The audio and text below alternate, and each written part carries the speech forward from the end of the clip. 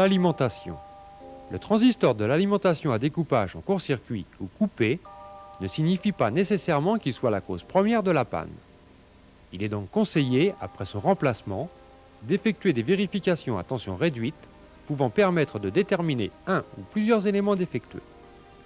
La méthode de contrôle que nous vous proposons permet la vérification du système de démarrage ainsi que les circuits primaires et secondaires. Cette méthode nécessite un contrôleur précis, un oscilloscope de préférence double trace et un autotransformateur réglable. À défaut, pour certaines manipulations, une alimentation régulée réglable capable de fournir une tension supérieure à 24 volts peut être utilisée.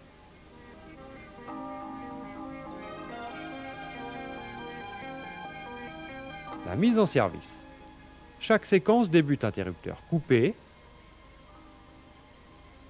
puis après avoir effectué les vérifications d'usage à l'ohmmètre, fusible secteur, diode d'alimentation, BUT11 de découpage, on connecte la fiche secteur du téléviseur sur le système d'alimentation basse tension. Dans l'exemple, un transformateur ajustable. La vérification de l'oscillateur. Positionnez le curseur de l'autotransformateur au minimum. Puis, mesurez le plus 280 entre la masse primaire et la cathode de la diode 6603. La tension est ici voisine de 2 volts 9. Des sinusoïdes à 70 kHz environ sont présentes sur le collecteur du transistor 7625 BUT11AF. En amenant la vitesse de balayage de l'oscilloscope à 5 millisecondes par carreau, on remarque que ce sont en fait des trains de sinusoïdes au rythme de la polarisation de base du BUT11, c'est-à-dire le 50 Hz du secteur, redressé et aligné par les diodes 6602 et 6605. En absence d'oscillation, un créneau 50 Hz de 0,3 à 0,6 volts est présent sur la base du transistor BUT11AF. Toujours en absence d'oscillation, mais en utilisant une alimentation stabilisée, la polarisation de base du BUT11 devient une tension continue. L'absence de tension sur la base implique évidemment le circuit de polarisation. L'absence d'oscillation avec une polarisation correcte implique les éléments d'oscillation, en particulier le condensateur 2620 et la résistance 3621, les enroulements du transformateur 8-9 et 4-5. Enfin, une fuite importante d'une diode au secondaire empêche également l'oscillation. Une fréquence d'oscillation élevée indique un défaut du condensateur d'accord 2625. La mise en service du découpage. Après avoir connecté l'oscilloscope sur le collecteur du BUT11 et un voltmètre entre le plus 280 et la masse primaire, réglez l'autotransformateur pour que le plus 280 atteigne une valeur comprise entre 35 et 40 volts.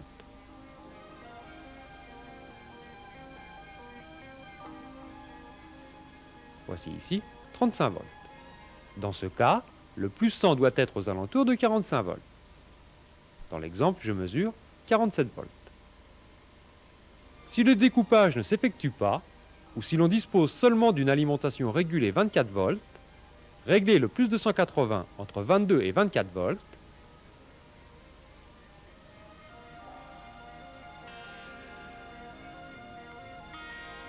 puis, à l'aide d'une résistance comprise entre 47 kΩ et 100 kΩ, reliez un bref instant le plus 280 et le nœud de résistance 3614-3618. Le découpage démarre.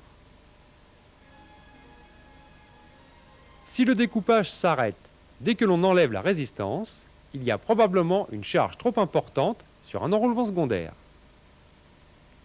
Voici par exemple l'oscillogramme obtenu avec un court-circuit au niveau du final ligne. Dès que la résistance est supprimée, le découpage s'arrête. À nouveau, la résistance est connectée. Le court-circuit supprimé, l'oscillogramme redevient correct. Enfin, il est à noter que dans le cas évoqué précédemment, en enlevant le connecteur 15G, l'alimentation du final ligne est supprimée. Pour effectuer cette manipulation, il est conseillé d'ajuster le plus 280 aux environs de 24 volts. Le plus 100 avoisine ainsi 30 à 35 volts.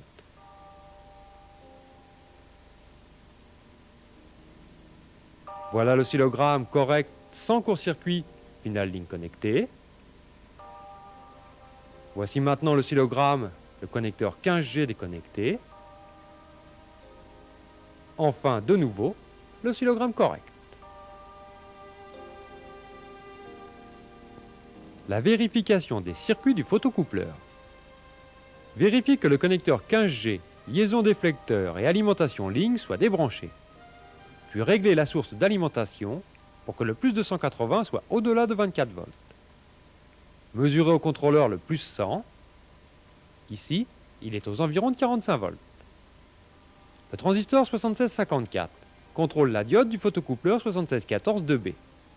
En reliant à la masse secondaire le collecteur du transistor 7654, la diode et le transistor du CNX83 doivent débiter.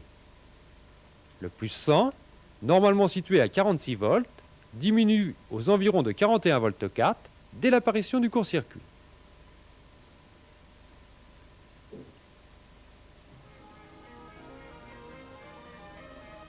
Court-circuité entre eux les picots 1 et 2 de l'IC7614, la tension remonte légèrement lorsque le CNX83 réagit à la commande.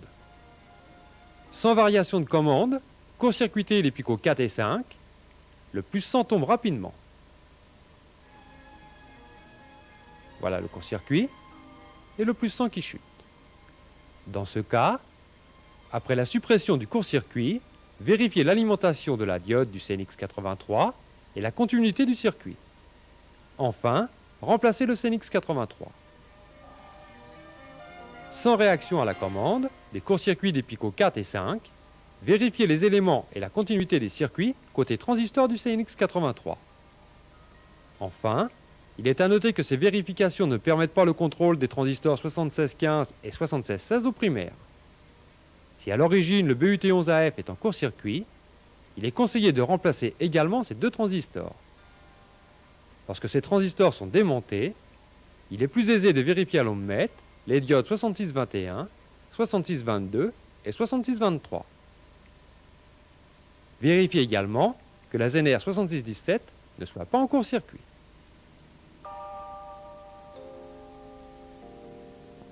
La vérification du circuit de maintien du blocage. Le transistor 7612 en service normal maintient le BUT11AF bloqué lors du transfert d'énergie du primaire au secondaire. Pour contrôler son action, vérifiez que le connecteur 15G soit débranché. Puis réglez l'autotransformateur pour obtenir environ 60 volts sur le plus 100. Dans ce cas, le plus 280 est à 32 volts. Court-circuité base émetteur du transistor 7612, le plus 100 remonte légèrement jusqu'à 62 volts. S'il n'y a pas de réaction, vérifiez la commande de base, les circuits du transistor et naturellement le transistor lui-même. La vérification de l'action de la régulation. Vérifiez que le connecteur 15G soit débranché, puis chargez le plus 100, soit avec une résistance 1 kΩ 15 à 20 watts, soit tout simplement avec une ampoule de 25 watts. Surveillez le plus 100 en montant progressivement la tension de sortie de l'autotransformateur.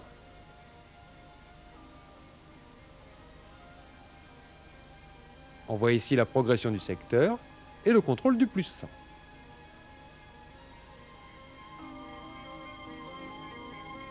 Si le plus 100 dépasse 100 volts, ne pas dépasser 110 volts et réduire au minimum la tension de sortie, puis couper l'alimentation. La vérification du circuit de base du transistor 7654.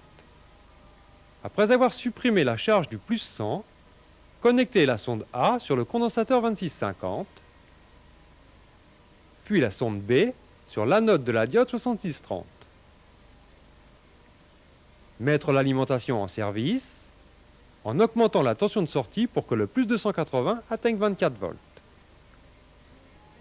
Reliez ensuite au travers de 10 kΩ le plus 100 au condensateur 2650 et vérifiez que l'oscillogramme de C2650 se modifie.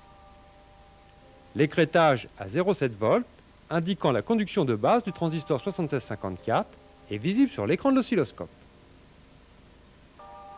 La variation de l'oscillogramme B est uniquement liée à la consommation due au courant au travers de la résistance de 10 kΩ.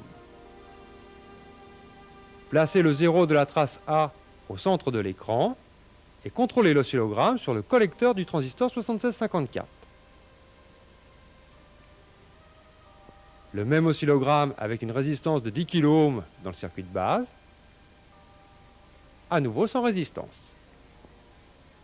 Si les oscillogrammes sont anormaux, vérifiez le transistor 7654, le condensateur 2650 et son circuit de charge et décharge. La vérification des transistors 7637 et 7652. S'assurer que le connecteur 15G soit déconnecté, puis charger le plus 100 avec une ampoule de 25 watts. Court-circuiter les picots 1 et 2 du CNX83, puis monter la tension d'alimentation pour que le plus 100 avoisine 80 volts. Supprimez le court-circuit du CNX, le plus 100 reste stable. Si la tension bouge, le circuit de régulation est entré en service à un seuil trop bas, il faut se reporter plus loin à la séquence tension secondaire faible.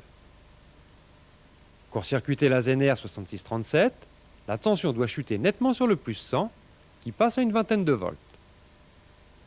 Si la tension ne chute pas en court-circuitant la Zener, maintenir le court-circuit et vérifier la conduction du transistor 7637, c'est-à-dire 0,7 volts sur sa base et collecteur à 0 volts. Vérifiez ensuite les oscillogrammes sur le transistor, sur la base, sur son émetteur et sur son collecteur. Ces oscillogrammes sont semblables, le transistor 7652 étant ici saturé en permanence, seuls les niveaux continus changent. Laissez le court-circuit de la Zener, puis court-circuitez les picots 1 et 2 du CNX83. La tension remonte quelques volts en dessous de sa valeur d'origine.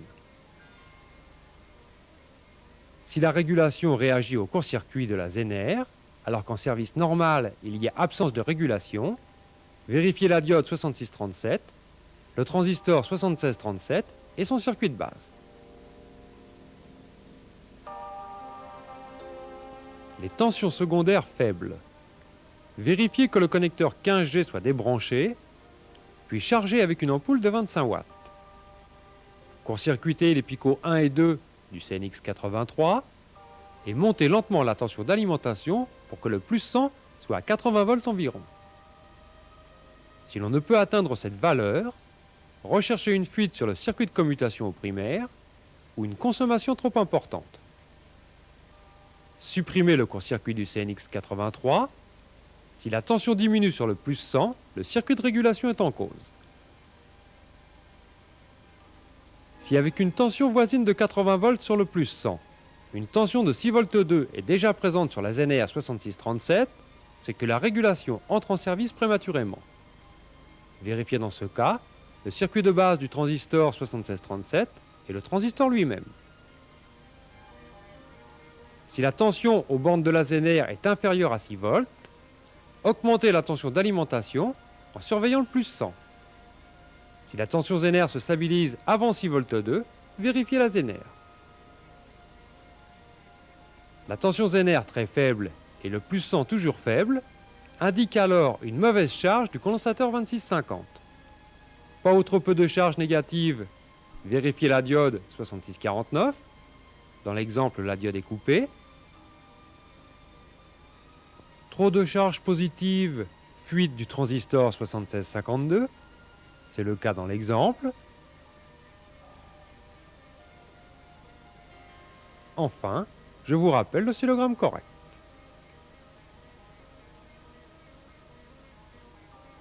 Vérifiez également le circuit de sécurité et en particulier les Zener 6657 et 6658, la résistance 3656, sans oublier les transistors 7656 et 7655.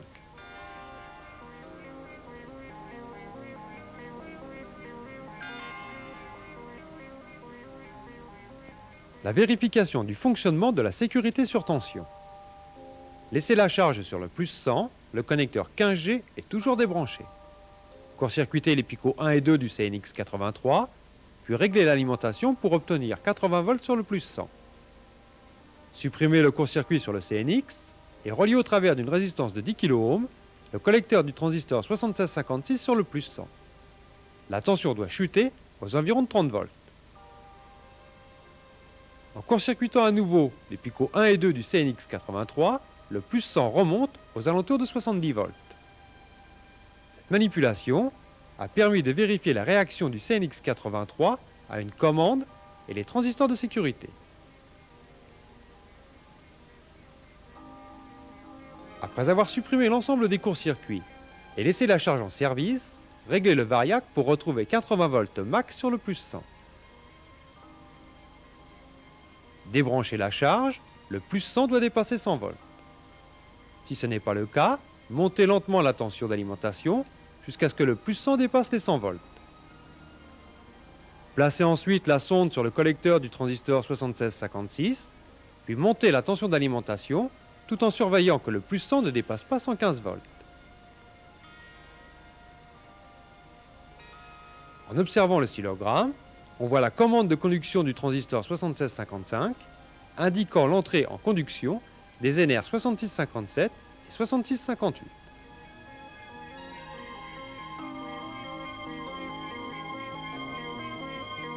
Le contrôle des bases de temps. L'ensemble des bases de temps pouvant être contrôlées à l'aide d'une alimentation stabilisée, il est souhaitable de débrancher le fusible secteur pour effectuer l'ensemble des vérifications. Le contrôle de l'oscillateur. À l'aide de votre alimentation stabilisée, alimentez le plus 24 par une tension de 24 volts externe. En pratique, le plus 24 est disponible sur la cathode de la diode 6640.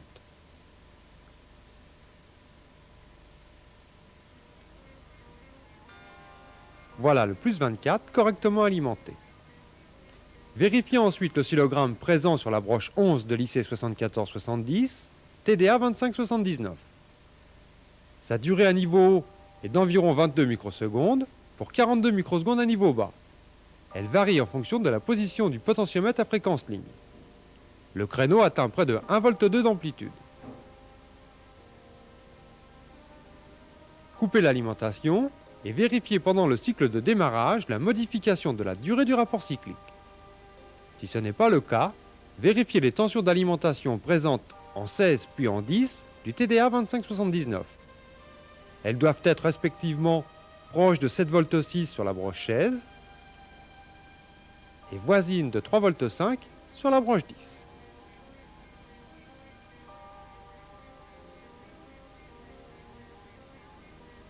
Le contrôle du driver et du final ligne.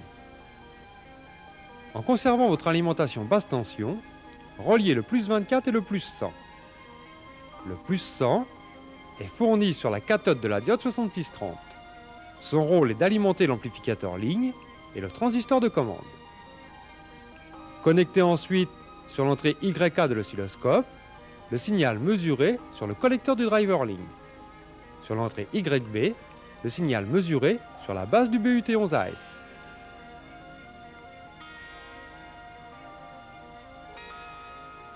Voilà les oscillogrammes. En fonctionnement normal, l'amplitude sur le collecteur du driver atteint 40 volts.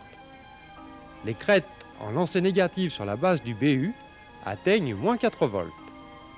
Tant que l'IC n'est pas normalement alimenté sur sa branche 10, le temps de répétition est d'environ 68 microsecondes. Un défaut du condensateur 2542 modifie les oscillogrammes. Retour à l'oscillogramme normal. Voici maintenant une coupure du condensateur 2542.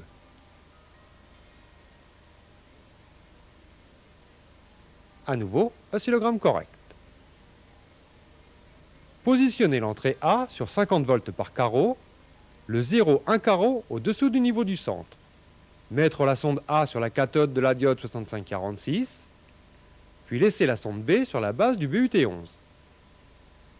L'impulsion de retour dépasse 200 volts.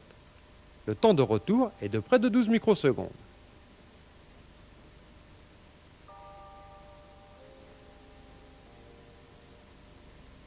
Un court-circuit sur certains secondaires est visible. Ici, court-circuit du plus 14, il présente deux bosses sur l'oscillogramme. À nouveau, oscillogramme correct. La vérification des tensions secondaires. Vérifiez que la tension présente sur la cathode de la diode 6570 atteigne une quarantaine de volts. Puis mesurez le plus 14 sur la cathode de la diode 6580. Dans l'exemple, le plus 14 fait un peu plus de 3 volts. Enfin, la tension de G2 doit être aux alentours de 80 volts. Le contrôle du TDA 2579. Il est possible d'alimenter normalement le TDA 2579. Montez en série une résistance de 330 ohms 2 watts et deux NR 6V2 BZX79 entre plus 24 et masse secondaire. Puis reliez le point bas de la résistance de 330 ohms à la broche 10 du TDA 2579. Placez ensuite la sonde A de l'oscilloscope sur la broche 3 du TDA 2579 et la sonde B sur la broche 17 du même IC. La synchronisation se fait par la sonde A. La densité trame de la broche 3 s'étend de 3 à 6 volts. Le signal d'effacement trame broche 17 est d'environ 20% de la tension d'alimentation. La durée de l'effacement trame est de 1,3 millisecondes. Supprimez la sonde A, synchronisation par sonde B, type ligne ou déclenché, vitesse de balayage 10 microsecondes par division. L'impulsion de mesure du palier du noir, dite Bursky, atteint environ 80% de la tension d'alimentation. Le créneau d'effacement est à 35% de la tension d'alimentation. L'impulsion de Bursky mesure moins de 4 microsecondes. Le créneau d'effacement en alimentation réduite ne dure que 8 microsecondes. Il est issu de l'impulsion de retour ligne depuis le transfo par le pont diviseur R3555-R3556 par la broche 12 du TDA 2579. L'amplitude de l'impulsion ligne étant réduite sous alimentation 24 volts et le seuil dans le TDA 2579 constant, la largeur du créneau d'effacement ne fait que 8 microsecondes.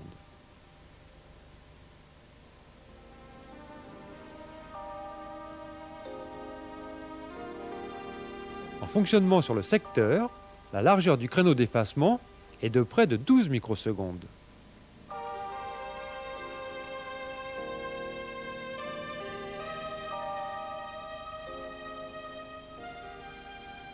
Sans impulsion de retour ligne, seule l'impulsion de Bursky est présente.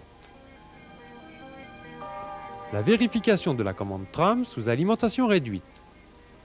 Le picot 1 du TDA 2579 est à niveau bas par la commande de contre-réaction sur le picot 2.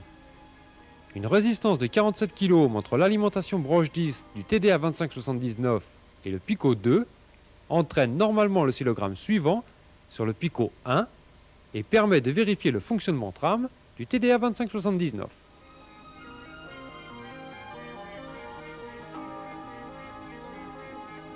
Le traitement de l'image. Il est rappelé que dans la voie image, le signal de service dit Sandcastle est utilisé dans la plupart des IC, soit pour l'identification, l'effacement, les clamps, la commande de bascule ou compteur, l'ouverture de fenêtres de comptage. C'est donc le premier signal à vérifier dans tous nos châssis en cas de problème sur la voie image. Les systèmes à transfert de charge. Les circuits intégrés qui utilisent des systèmes à transfert de charge ont besoin d'une tension d'alimentation supérieure à 12 volts. Ils génèrent en interne à partir de l'oscillateur une tension d'alimentation voisine de 15 volts. Cette tension peut être mesurée sur la broche 13 de l'IC 7360. Dans l'exemple, je mesure 14 volts 6.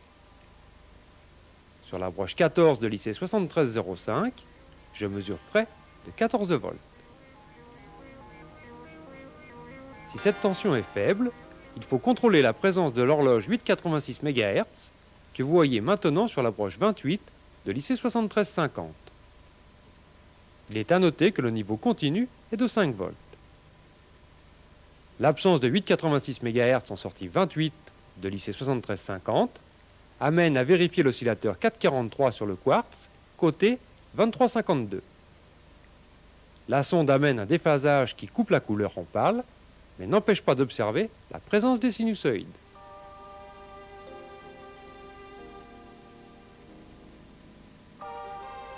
Aiguillage et filtre dans l'IC 7360. La trace A nous servira de référence temps. Elle visualise le signal vidéo présent en 14 de l'IC 7360. Le signal sur la broche 4 est utilisé par le circuit de synchronisation et par le décodeur SECAM. Il apparaît retardé. On devine le décalage entre les deux signaux en étirant la base de temps et en passant à une vitesse de balayage de 1 microseconde par division. On voit près de 1 carreau d'écart.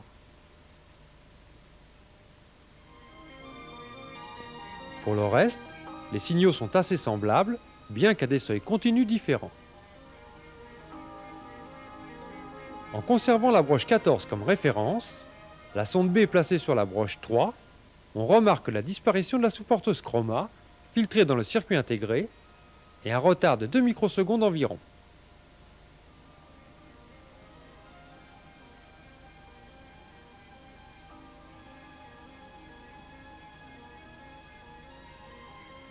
Enfin, sur la broche 5, on mesure de la sous-porteuse. Voici le signal avec une mire pâle. Il est utilisé pour le décodage pâle. Avec une mire SECAM, le signal a une amplitude sensiblement plus faible.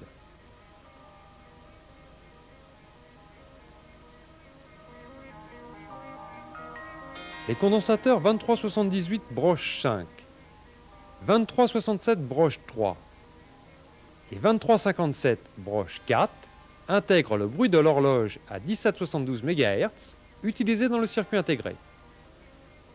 Le signal vidéo disponible sur la sortie 4 est amplifié par les transistors 7363 et 7364, tandis que le résidu de signal à 1772 MHz est filtré par R3365, R3363 et le condensateur 2365. L'amplification de 2,5 sur le collecteur du transistor est telle qu'on pouvait le supposer en fonction du rapport des résistances.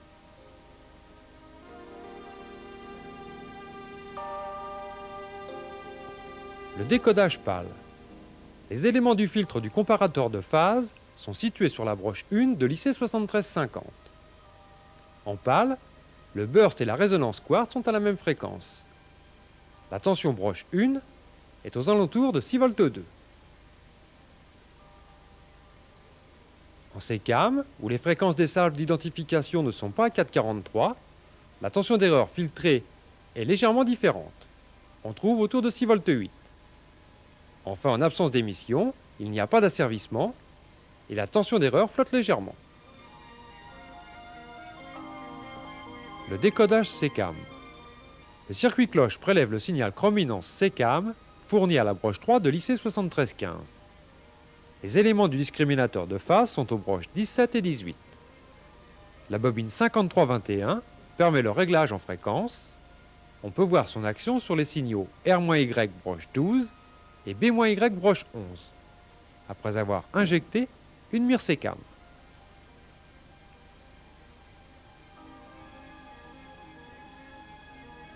Voilà l'action de la bobine 5321. Le potentiomètre 3321 permet d'équilibrer les zéros des deux discrets. Il agit en amortissement. Son action est plus sensible vers le bas de la courbe d'accord, où se trouve le F0 rouge. On notera sur chaque voie l'alternance de la présence et l'absence de signal du système séquentiel SECAM. Voici une émission codée pâle.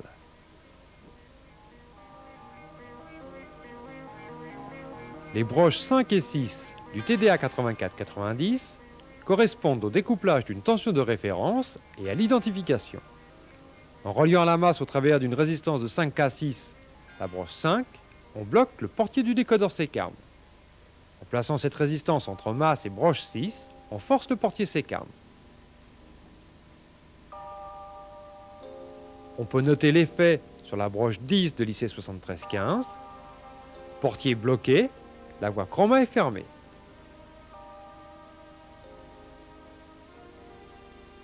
Portier forcé, la voie chroma est ouverte. Et au travers des transistors 7316 et de la diode 6336, la commande sur la broche 4, portier bloqué,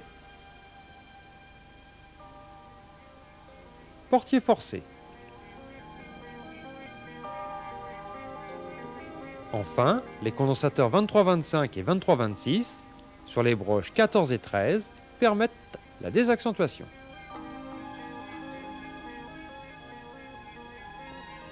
La ligne à retard IC7305. Elle utilise des systèmes à transfert de charge et reçoit donc une horloge pour fonctionner. Le signal B-Y entre sur la broche 12 de l'IC, le signal R-Y entre sur la broche 9 de l'IC. L'amplitude du signal sécam est le double de celle du signal pâle.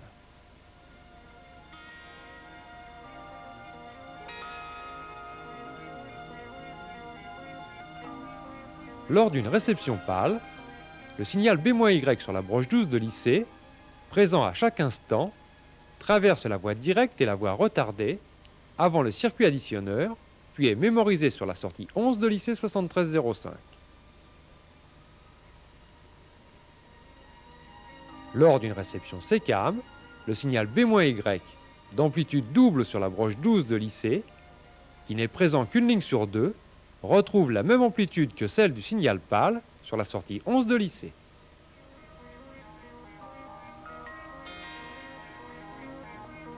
Le CTI, module 1998. En cas de doute sur son fonctionnement, en déconnectant ces trois sorties 4.3, 4.6 et 4.8, il peut être strappé par deux condensateurs de 100 nano, entre 4.7 et 4.6 d'une part, 4.10 et 4.8 d'autre part, et pour la voie Y, par un court-circuit entre 4.1 et 4.3.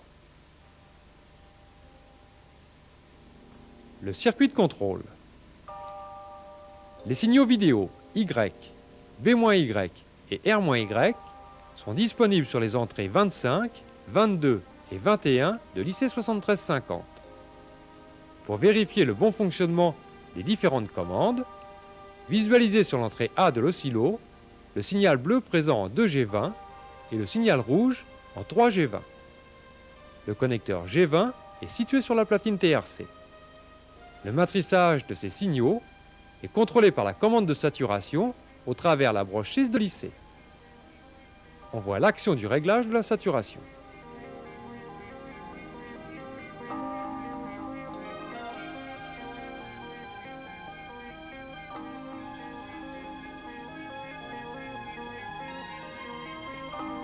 La commande de lumière est présente sur la broche 5 et la commande de contraste sur la broche 7. Le frein de faisceau, par le fil B46 au travers de la diode 6335 et une commande limiteur de blanc par le transistor 7351, réduisent l'action de la commande du contraste lorsque le débit des canons devient trop important. Sur certains appareils, une diode entre 5 et 6 permet d'agir sur la lumière. Enfin, les commandes lumière et contraste agissent également sur les entrées RVB issues de la prise péri-télévision. Les mesures à faible niveau. La mesure du niveau du noir et du débit des trois canons à très faible niveau est issue de l'IC final vidéo. Au travers du transistor 7391, elle est effectuée broche 10 de l'IC 7350. Enfin, une compensation sélective des canons est réalisée par le transistor 7352, modifiant très légèrement la charge acquise par le condensateur 2337 broche 20 pour le vert et par le condensateur 2339 broche 12 pour le rouge. La charge du condensateur 2338 broche 19 pour le bleu n'est pas modifiée et sert de référence.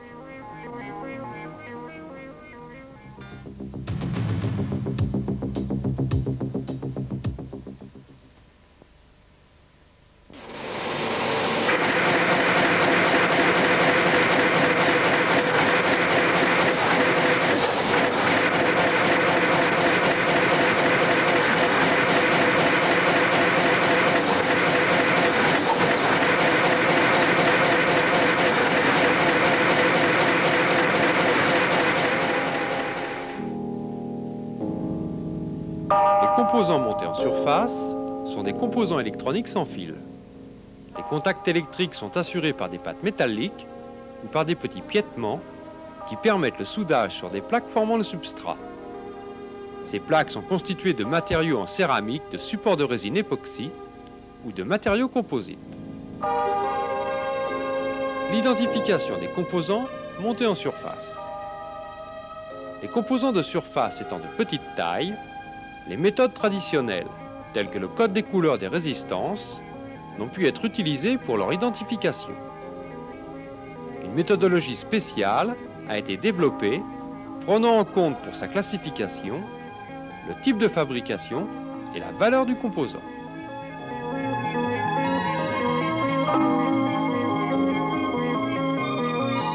Les composants passifs. Premièrement, l'identification des résistances. Il existe deux catégories de chips résistifs, repérés par les codes 1206 et 805. Le code 1206 regroupe les composants dont les dimensions sont 3,2 mm de long par 1,6 mm de large, pour une épaisseur de 0,7 mm. Cette catégorie de chips peut dissiper jusqu'à 1/8 de watt.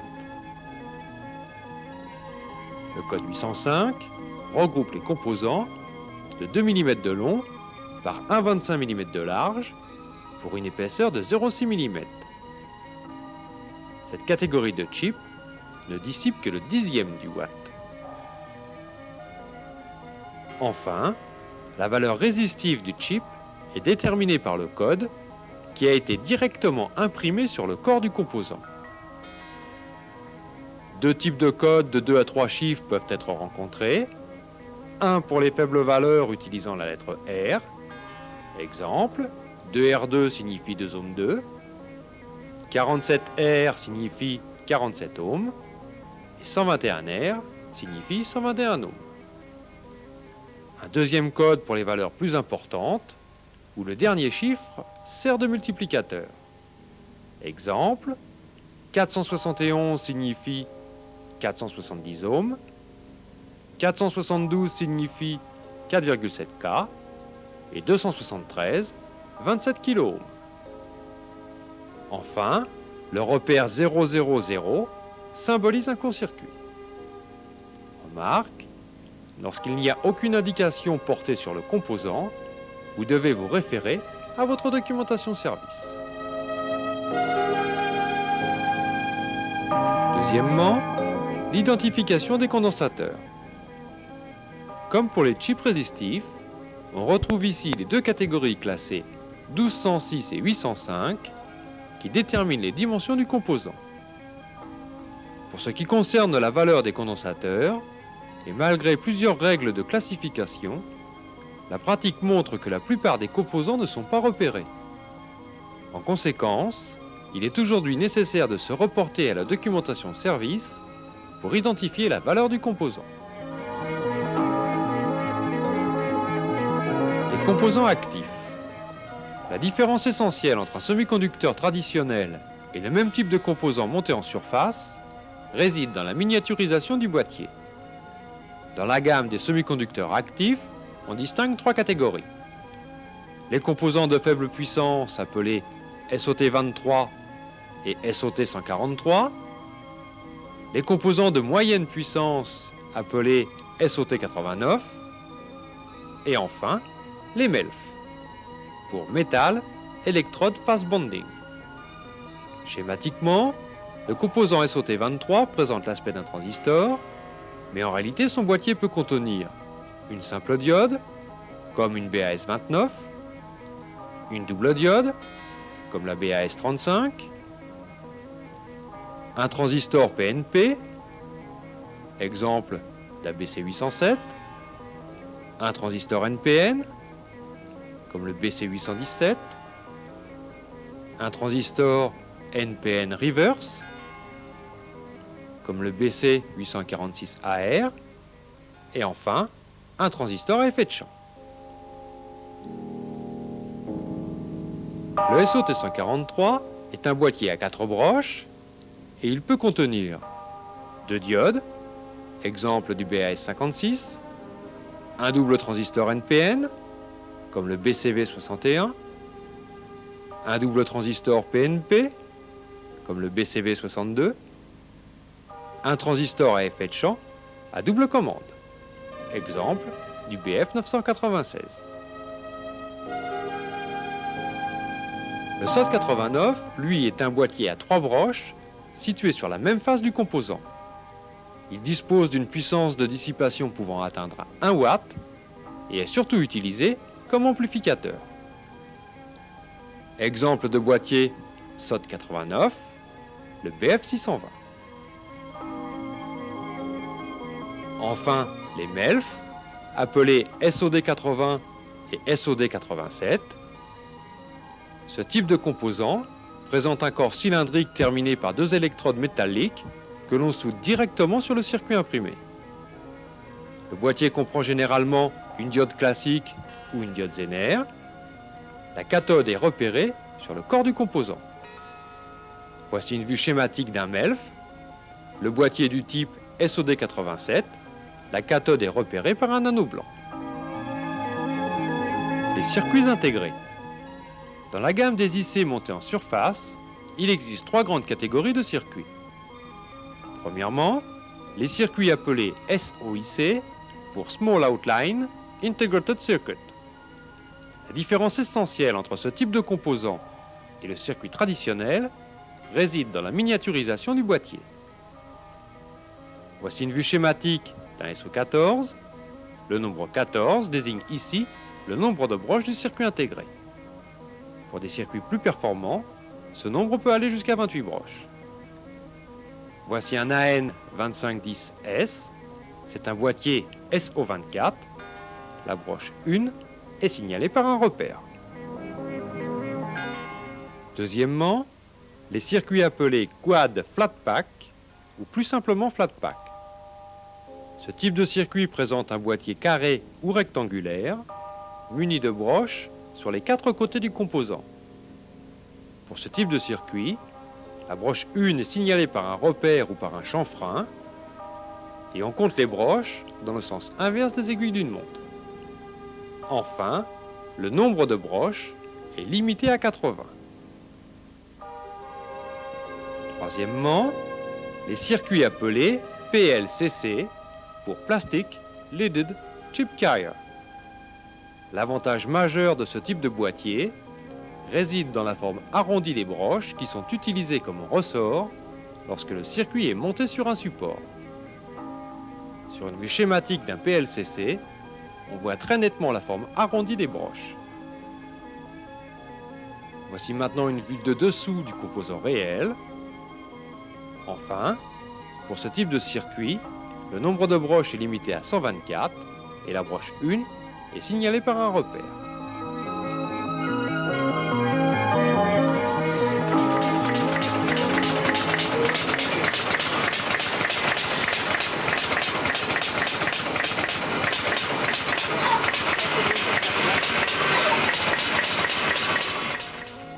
Avant d'être soudés, les composants montés en surface sont collés sur le circuit imprimé.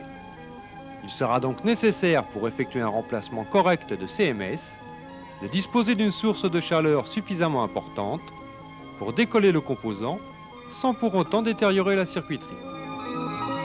La pratique montre qu'un fer thermostaté tel que le SBC 316, disposant d'une plage de température contrôlée de 100 à 500 degrés Celsius, répond parfaitement à ces deux exigences. De plus, une paire de pressels avec embout spécialement adapté à la forme des chips permet un excellent maintien du composant lors de sa mise en place. Enfin, l'utilisation d'un ensemble à dessouder à compresseur facilite souvent le nettoyage du circuit imprimé avant le soudage du nouveau composant.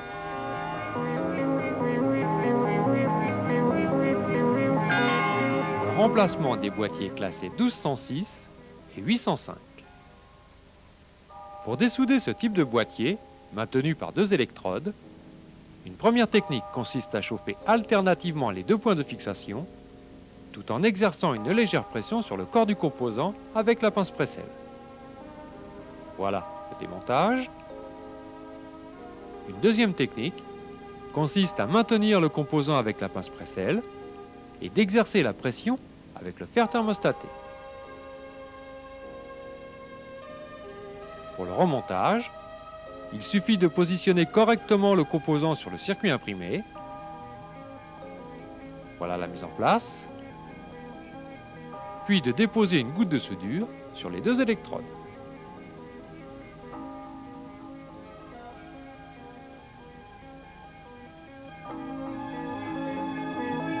Le remplacement des boîtiers classés SOT23 et SOT143. Après avoir dessoudé la broche centrale, il ne vous reste plus qu'à faire pivoter le composant, puis à chauffer ces deux autres broches pour le retirer.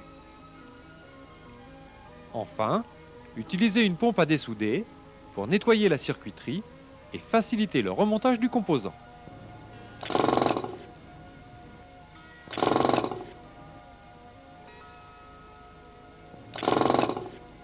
Voilà un circuit parfaitement propre.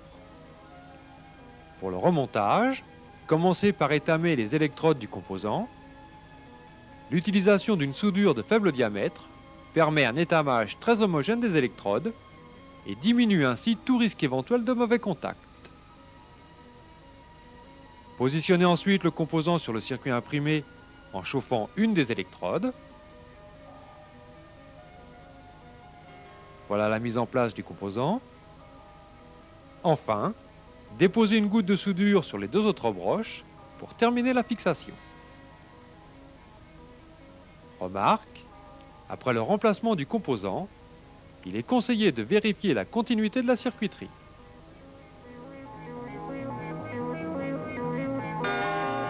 Le remplacement des circuits intégrés. Pour remplacer les circuits intégrés montés en surface sans abîmer la circuiterie, un fer à débit d'air chaud réglable semble aujourd'hui être l'outil le mieux adapté.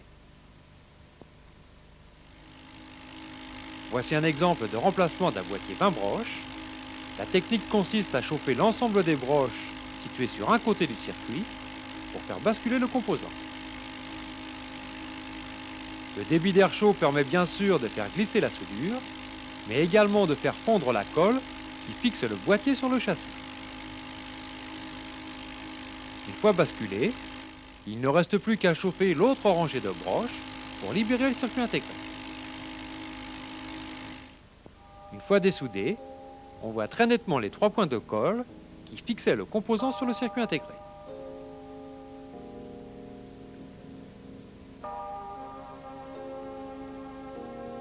Voilà ici les 3 points de colle. Pour remonter correctement ce type de boîtier, commencez par positionner sur le châssis ses 4 extrémités en prenant soin de bien faire coïncider les broches avec les pistes de la circuiterie.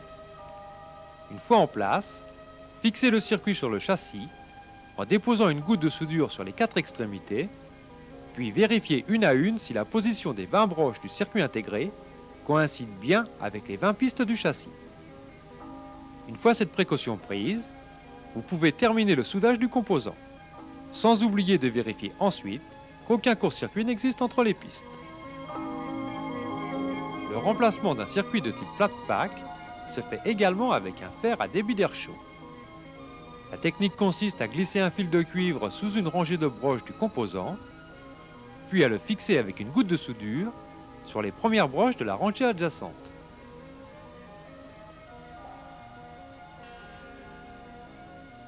Voilà la fixation du fil de cuivre.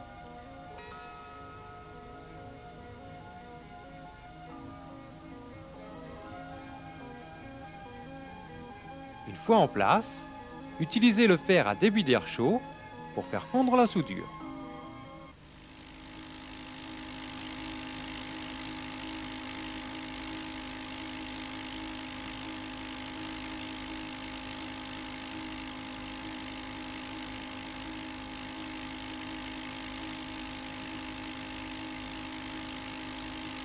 Lorsque la soudure commence à fondre, faites glisser le fil de cuivre sous les broches du circuit intégré pour les désolidariser du châssis. En répétant cette technique sur les 4 côtés du composant, l'intégralité des broches est parfaitement dessoudée et il n'y a aucun risque d'abîmer la circuiterie lorsque l'on exerce une pression pour décoller le circuit intégré du châssis.